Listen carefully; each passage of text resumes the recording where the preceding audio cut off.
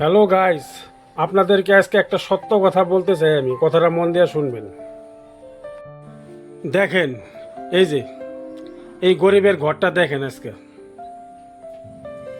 এটা হলো এই গরিবের ঘর। এই গরিবের ঘর, এটা ঘরটা আমি দেখাইতেছি। এই যে দেখেন, বাসন রাখার জায়গা নাই, সিলিন্ডারের উপরে বাসন বসে রাখছে। এই যে বস্তু আছে ঘরে, কিন্তু ওই যে উপর দিয়ে জল পড়ে, বুঝছেন? ওই যে ফুটাগুলা দেখতেছেন, উপর দিয়ে জল পড়ে, দেখে যে প্লাস্টিক দিয়ে ঢেকে রাখছি, দেখছেন? প্লাস্টিক দিয়ে ঢেকে রাখছি। কি করুন? এই যে দেখেন, শোকেজ আছে কিন্তু টিভি নাই। টিভির বদলে এই যে বাক্স বসিয়ে রাখছি। কি করুন?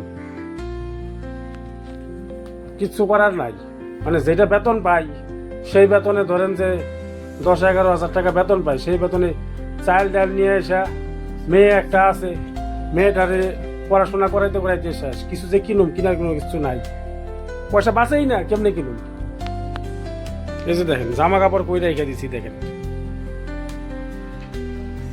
ফ্যানের অবস্থাটা দেখেন। এই যে ফ্যান,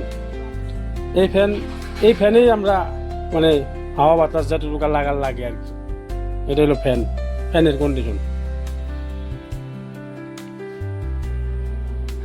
এই যে একটা বক্স, মানে কত সময় মন খারাপ হইলে এই বক্সে গান শুনি, কিন্তু বক্সের অবস্থা দেখছেন?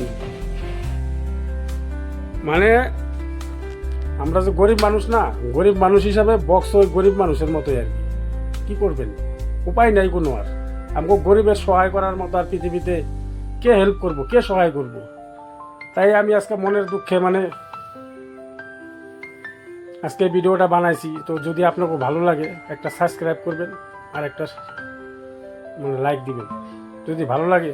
আর সহায় যদি করতে চান, তো আপনারাই সহায় করতে পারবেন। যদি পারেন, এই পৃথিবীর মানুষই সহায় করতে পারবে। ভিডিওটা যদি, আশা করছি যদি আপনাদের ভালো লাগে, প্লিজ এই গরিবের জন্য একটা সাবস্ক্রাইব আর একটা লাইক করবেন।